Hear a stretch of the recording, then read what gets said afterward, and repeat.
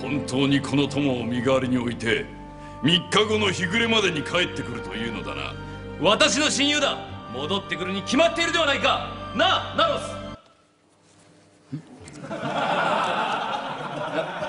ス。ちょっと聞こえない。もうちょっと声上げて。妹の結婚式をすぐさま終えて本当に帰ってくるのだな。ナロス。何言ってるのか分かんないから、もうちょっと声出して。それ何それ。